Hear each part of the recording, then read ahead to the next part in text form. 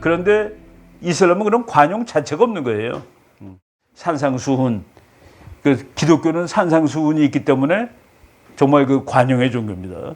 그러니까 남을 용서하고 또 구해주고 구원하고. 근데 그 이슬람은 전혀 그렇지 않더라. 누가 지금 그 1400년 동안 이슬람과 기독교가 싸우고, 그리고 이슬람이 항상 먼저 공격을 했고, 이슬람이 항상 더 잔인했고, 기독교는 산상수훈의 포용이 있습니다. 이스라엘은 이제 침공하려고 하는 거예요. 물론 수천 년 동안 이슬람하고 그 다음에 이스라엘 백성은 원수 관계였어요. 그렇기 때문에 저걸 없애야 된다. 그건 뭐 너무 당연한 거고요. 그건 이제 없애기. 22억의 이슬람 무슬림들은 지구상에서 이스라엘과 유대인을 없애버리겠다라고 하고 그 없애는 방법으로 선택한 것이 바로 핵이라는 것입니다. 자, 그럼 세대주의자들이 그토록 사랑하는 이스라엘과 유대인들에게 있어서 기독교는 항상 사랑이고 따뜻하고 관용이 있고 정의가 있는 종교였는지, 이슬람은 그들이 늘 욕하는 것처럼 이스라엘과 유대인의 멸절을 꿈꾸고 항상 먼저 침공하고 전쟁을 일으킨 그런 존재였는지에 대해서 역사를 통해서 살펴보겠습니다. 얼마 전 이스라엘 군인이 레바논에서 왜 이 관용의 종교의 상징인 예수 그리스도 상을 찍어버렸는지 우리는 이해할 필요가 있지 않을까요? 우리는 관용의 종교라고 이야기하는 이 기독교가 유대인들에게는 어떤 존재이길래 레바논에 들어간 이스라엘 군이 예수 그리스도 상을 이토록 무자비하게 부셔버린 걸까요? 물론 저도 성상은 좋아하지 않습니다. 그런데 그들의 마음에 무엇이 있는지를 우리가 이해해 볼 필요가 있다는 것입니다. 예수님 오신 이후로부터 2000년의 역사를 기독교와 하나님의 백성 유대인, 이슬람과 하나님의 백성 유대인이라는 관점으로 압축해 보겠습니다. 예수님이 오신 직후인 1세기부터 대략 5세기 전후를 살펴보면 유대교와 기독교가 완전히 분리되면서 초기 기독교 교부들을 통해서 신학적으로 유대인들이 예수님을 죽였다는 집단적 책임이 규정되게 됩니다. 기독교가 국교화되면서 이러한 신을 죽인 민족이라는 신학적 인식을 바탕으로 유대교는 허용된 종교에서 억압받는 종교로 전락하게 됩니다. 대략 기원후 4에서 7세기 사이 기독교가 로마의 국교가 되면서 기독교 제국 아래에서 유대인에 대한 종교적 배척과 차별은 제도화되기 시작합니다. 비잔틴 제국과 서유럽 여러 지역에서 유대인은 2등 시민의 위치로 밀려났고 공직, 사회생활, 종교생활에서 여러 제약이 가해졌습니다. 유스티니아누스 시대의 법체계는 유대인의 권리를 좁히는 방향으로 작동했었는데요. 특히 기독교화된 서고트 왕국의 스페인에서는 7세기 후반 유대인들에게 강제 개종 압박, 노예화, 위협 같은 매우 가혹한 조치가 시행되었습니다. 681년 12차 톨레도 공회의에서 에르위그 왕은 유대인들에게 1년 안에 기독교로 개종하거나 아니면 추방할 것을 명하는 28개의 법령을 발표했었습니다. 그리고 694년 제17차 톨레도 공회에서는 에기카 왕은 유대인들이 이슬람 세력과 내통해서 반란을 꾀한다는 음모론을 근거로 모든 유대인을 영구적인 노예로 전락시키고 재산을 몰수했었습니다.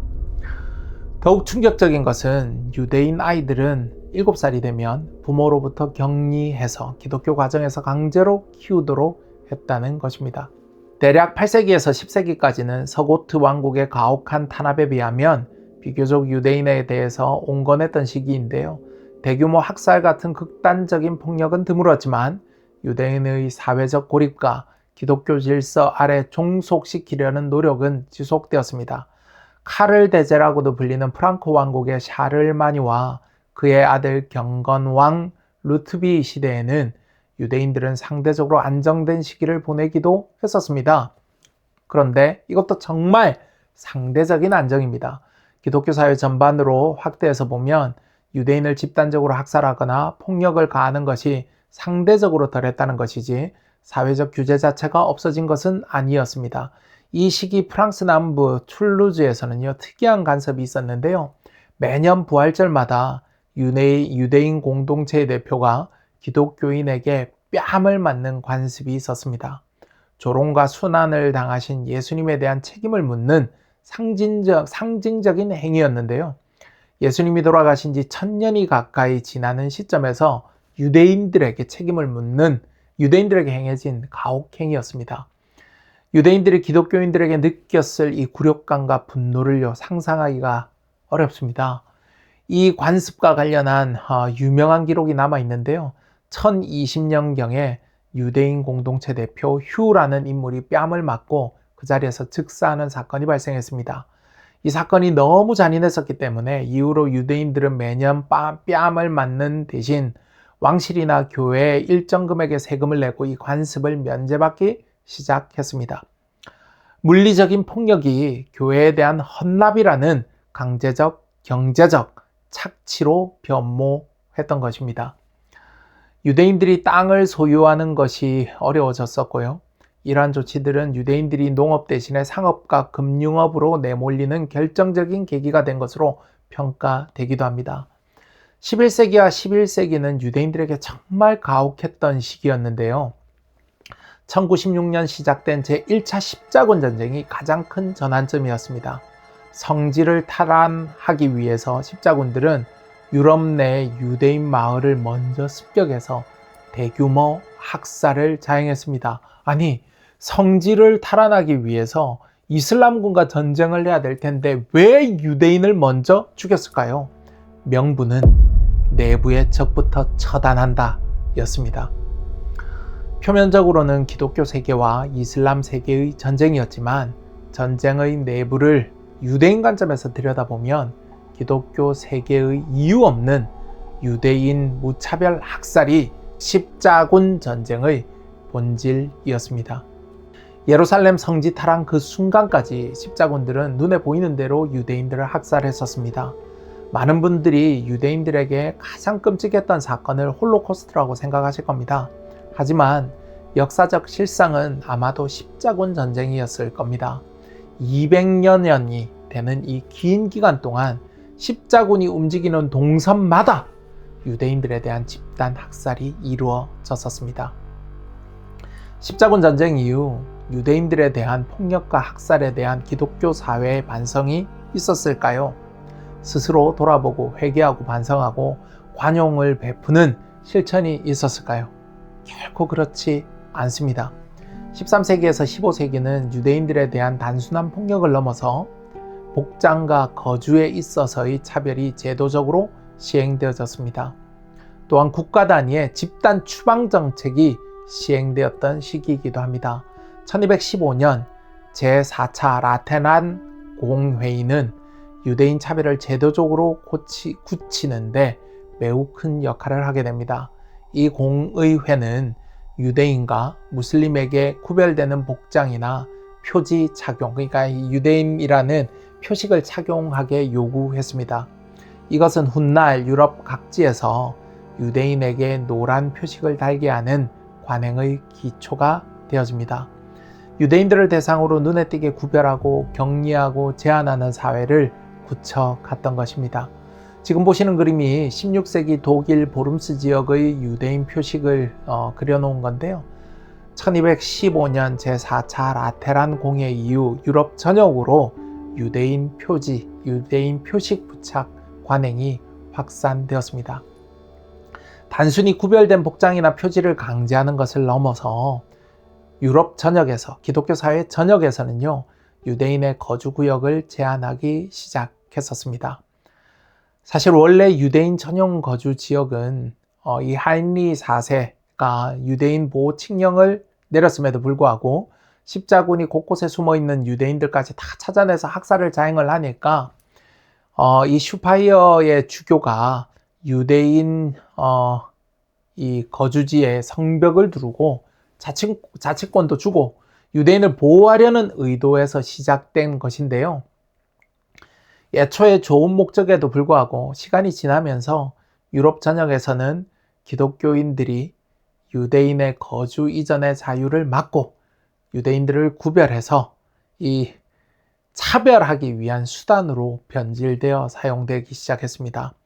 유대인들을 특정 지역 내에서만 살도록 하고 그 지역을 빠져나올 때는 특정 이 복장과 표지를 달도록 하고 심지어 기독교인들이 보초를 서서 이 지역을 감시했었습니다. 지역별로 부르는 명칭이 달랐지만 1516년 베네치아 공화국에서 처음 등장한 단어인 게토라는 이 단어가 오늘날까지 이 보편적인 유대인 거주 지역의 명칭이 되었습니다. 맞습니다. 이 게토라는 단어 여러분들이 들어본 단어일 텐데요. 여러분들이 아시는 그 게토가 맞습니다. 독일 나치가 유대인들을 집단 수용했던 그 게토, 그 단어입니다. 독일 나치가 유대인 학살을 위해 만들어낸 개념이 아니라 이 나치가 만든 개념이 아닙니다. 기독교인들이 유대인들을 차별하는 수단으로 만들어낸 그 개념이 만들어낸 그 거주 지역이 바로 게토이고 나치가 그 개념을 그냥 받아서 확장해서 사용했던 것입니다. 기독교 세계가 유대인들에 대해서 때리고 가두고 이 입는 옷과 이 복장들을 제한하고 거주 지역까지 강제해도 그리고 심지어 학살을 자행해도 유대인들은 거저 앉아서 당할 수밖에 없는 입장이었습니다. 소수자였고 나라를 잃은 갈 곳이 없는 백성이었기 때문입니다. 돌아갈 나라가 없는 백성. 로마에 의해서 강제로 가나안 땅 이스라엘에서 쫓겨나서 전 세계에 흩어지게 된 유대인들은 돌아갈 곳이 없었습니다. 나라 잃은 이스라엘 백성은 이주에서 뿌리를 내린 그곳이 그들의 고향이자 집이었기 때문에 그냥 당할 수밖에 없었습니다.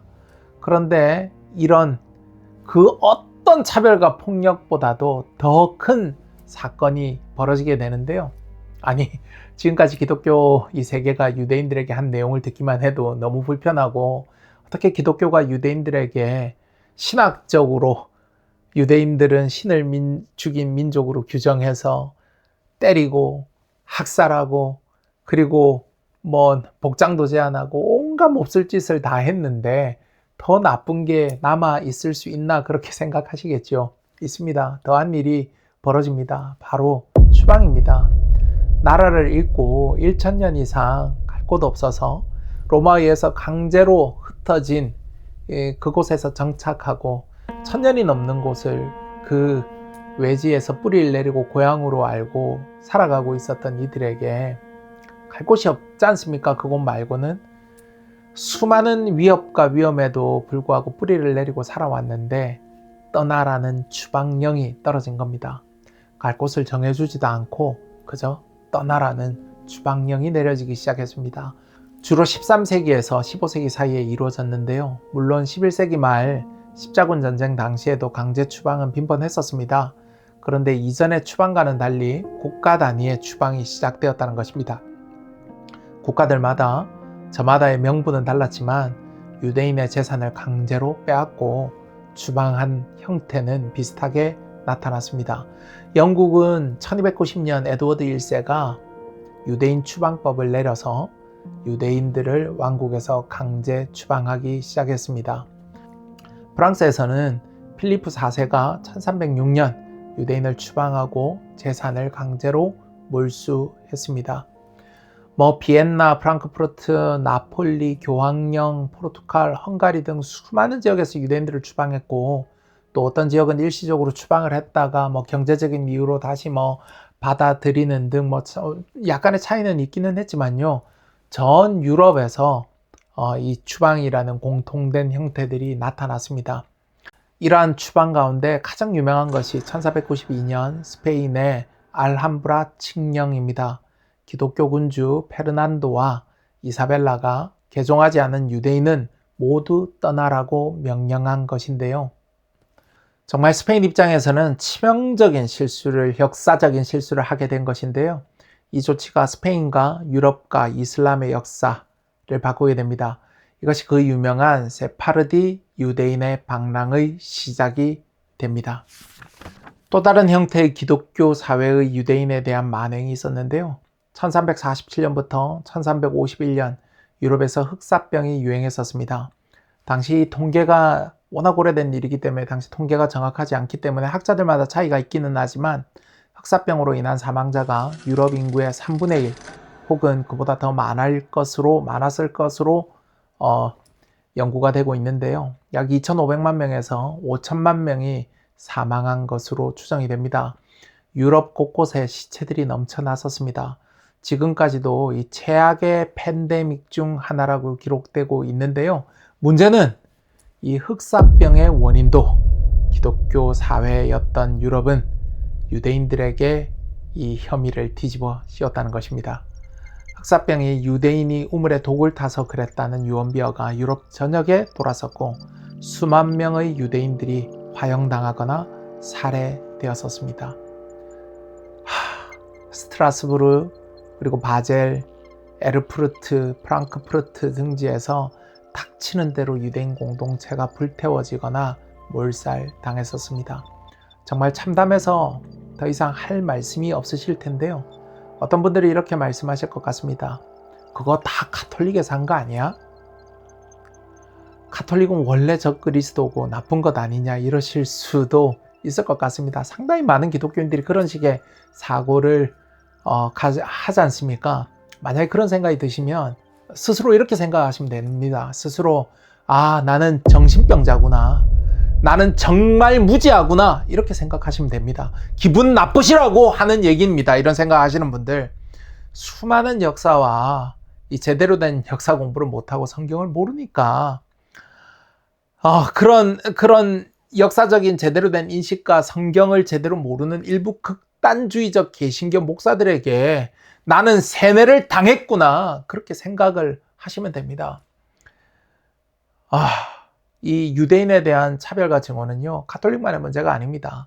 기독교가 유대교로부터 분리된 그 이후부터 초대교회를 지나면서부터 기독교 사회의 유대인에 대한 폭력은 지난 2000년 동안 기독교 사회에서 지속되어져 왔습니다. 초대교회도 그랬고요. 초대교회 이후도 그랬고 중세 가톨릭도 그렇고 그러면 종교개혁 이후에는요 달라졌을까요? 종교개혁가들이 가톨릭의 수많은 전통을 거부했지만 초대교회로부터 시작되고 가톨릭에서 강화된 신의 살해 교리는 그대로 계승되었습니다. 아니 이 계승이라기보다는요 더 강화되었다는 표현이 더 정확할 겁니다. 신의 살해, 영어로는 디어사이드라고 하는데 말 그대로 신을 죽였다는 교리입니다. 종교개혁이 일어난 이후에도 여전히 유대인들은 특정 구역, 즉 게토에서 살아야 했고 길드라고 불리는 상인 조합 가입이 금지되었습니다. 유대인을 악의 도구로 보는 중세 유럽인들의 공통된 정서에서 종교개혁가들도 벗어나지 못했던 것입니다. 칼빈은요, 유대인을 하나님의 은혜를 거부한 완고한 집단으로 규정했었습니다. 루터는 가톨릭의 부패를 걷어내면 유대인들이 개종할 것이라고 생각했었는데 자신의 생각처럼 개종을 하지 않자 가톨릭보다 더욱 유대인들을 단합했었습니다. 가톨릭이 주로 유대인을 굴복시켜야 할 대상으로 바라보았다면 루터는 유대인은 멸절시켜야 할, 근절시켜야 할 사회적인 악으로 접근했었습니다.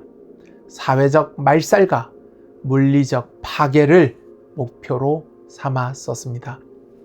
제가 전에도 몇 차례 말씀드렸지만 루터는 그의 저작인 유대인과 그들의 거짓말에 관하여를 통해서 매우 구체적이고 물리적인 파괴를 선동했었습니다. 유대인들의 회당을 불태우고 남은 것은 흙으로 덮어 누구도 돌 하나 볼 수 없게 하라. 그들의 집을 때려 부셔라. 등등 입에 담기도 힘든 폭력적인 내용이 종교개혁의 시조로 불리는 루터로부터 출발했습니다. 유대인과 그들의 거짓말에 관하여로 대표되는 루터의 반유대 사상은 개신교 사회에서 널리 수용되었습니다. 루터 사후 유대인에 대한 적대감은 신학적으로 발전했습니다. 유대인은 예수를 거부한 대가로 영원한 저주 아래 있다. 저들이 겪는 고난은 하나님의 심판이다와 같은 내용들이 주를 이루었습니다. 개신교 영주들은 루터의 가르침을 명분으로 유대인들에게 특별 세금을 부과하거나 거주 구역을 제한하는 정책을 정당화했었습니다. 이러한 루터의 사상은요, 독일 나치에게 수용되었고 홀로코스트의 사상적 배경이 되었습니다. 나치의 홀로코스트는 그냥 저절로 발생한, 히틀러가 나빠서 그냥 발생한 단순한 전쟁 범죄가 아닙니다. 초대교회, 중세교회, 종교개혁가들, 종교개혁 시기를 거치면서 나치의 홀로코스트는 계속 반복되어 왔다고 말씀드릴 수가 있겠습니다.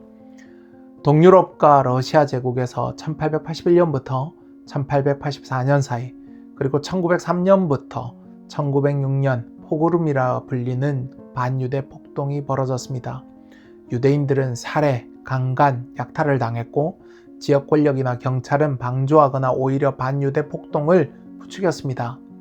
유대인에 대한 최악의 사건은 방금 말씀드렸던 홀로코스트라고 말씀드릴 수 있는데요. 나치는 2000년간 축적된 기독교적 증오와 루터의 사상적 배경, 근대에 들어서 발달했었던 과학적 인종주의를 결합해서 홀로코스트라는 비극을 만들어냈습니다. 특정 민족에 대한 말살을 목적으로 자행된 범죄는, 유대인이라는 이 특정 민족에 대해 벌어진 이 범죄는 유럽 전체 유대인 인구의 3분의 2에 해당하는 600만 명을 희생시켰습니다. 기독교 사회, 특히 유럽 중심의 기독교 사회에서 유대인에 대한 폭력과 이런 학살만 있었던 것은 아닙니다. 유대인에 대해 비교적 온건한 지역이 존재하기도 했었고, 하인리 4세와 같이 유대인들에게 관역을 베풀었던 지도자들도 분명히 존재했었습니다. 하지만 중요한 것은 초대교회 이후 중세교회 종교개혁기를 거치면서 신학적으로 유대인은 신을 살해한 민족으로 규정되어졌다는 것입니다. 그리고 그들에 대한 제도적인 차별과 탄압, 학살이 기독교적 관용보다는 훨씬 더 보편적인 내용이었던 것을 우리는 부정할 수가 없습니다. 너무나 긴 역사를 짧게 압축적으로 설명하느라 주로 서유럽 지역에 발생된 사건을 소개했었는데요. 러시아, 폴란드 등 정교회 지역에서 포그룸이라 불리는 집단적 유대인에 대한 폭력, 학살 등 동서남북을 가리지 않는 유대인에 대한 차별은 시대와 지역의 차이가 있을 뿐, 정도의 차이만 있을 뿐 유럽 전역 기독교 사회에서 벌어졌었습니다. 2026년 4월 트럼프 대통령이 본인의 SNS에 자신을 예수님과 같이 표현했다가 구설에 오르자 삭제하고 예수님과 머리를 맞댄 사진을 올렸었는데요. 제가 볼 때 이 사람 정상적인 기독교적인 사고를 갖고 있는 사람은 아닙니다. 결코 정상적인 이 기독교적 사고로서는 할 수 없는 행동들, 이 기행들을 하지 않습니까? 트럼프 대통령의 이런 사진이 사람들의 머릿속에서 지워지기도 전에 레바논 남부 기독교 마을에서 이스라엘 군인이 예수 그리스도 상의 머리를 부수는 만행을 저지릅니다. 팔레스타인 언론인에 의해서 SNS에 공개된 사진 한 장이 이 기독교 사회에 충격을 줬었는데요. 저는 개인적으로 이런 성상 자체를 인정하지를 않습니다. 성상은 기독교에 특별히 필요하지도 않고 오늘날에는 도움도 되지 않는다라고 그렇게 생각을 함에도 불구하고 성상을 부셨냐 안 부셨냐 이런 문제보다는 저런 행동을 하게 된 계기, 저런 행동을 하기까지의 저들의 마음에 무엇이 들어있을까를 생각하면 끔찍한 생각이 들 수밖에 없습니다. 이스라엘은 지난 2000년 동안 기독교 사회에서 유대인들에게 어떤 범죄를 그들 민족이 당해왔는지를 결코 잊지 않고 있습니다. 이스라엘의 생존을 위해서 오늘날 기독교 국가인 미국과 협력을 하면서도 이스라엘 아이들은 학교에서 지난 2000년 동안 유대인들에게 가해진 기독교 사회로부터 받았던 그 고난의 역사를 배우고 자랍니다. 저는 트럼프 대통령의 SNS 사건 이후 이러한 이스라엘 군인의 행동이 개인의 단순한 일탈이라고만은 생각하지 않습니다. 이스라엘 군이 이스라엘 군의 가치에 완전히 어긋난 행동이었다고 발표를 하고 조사에 착수할 것이라고 발표한 것과는 별개로 저 행동을 말리지 않았던 동료 군인들과 저 행동을 자행한 군인, 내 마음속을 한번 추측해보고 우리가 상상을 해보면, 생각을 해보면 그들 마음속에 어떤 생각이 자리하고 있을지 우리는 쉽게 짐작해 볼 수 있습니다. 지금까지 간단하지만 결코 가볍지 않은 기독교 사회가 유대인들에게 어떠했는지를 살펴보았습니다. 유대인들의 입장에서 정말 기독교는 사랑이고 관용의 종교라고 생각되어질까요? 그리고 오늘날 유대인 이 이스라엘 아이들에게 이스라엘은 그리고 기독교는 너희들에게 관용이었고 사랑이었다라고 그렇게 가르칠 수 있을까요? 유대인들에게 있어서 기독교는요, 사실 악마의 종교 그 자체로 비춰질 것 같습니다. 그럼 수많은 기독교인들이 그토록 악마화하고 호전적이고 그들의 종교를 받아들이지 않으면 목숨을 내놓으라고 말한다는 이슬람은 유대인들에게 어떠했는지 살펴보겠습니다.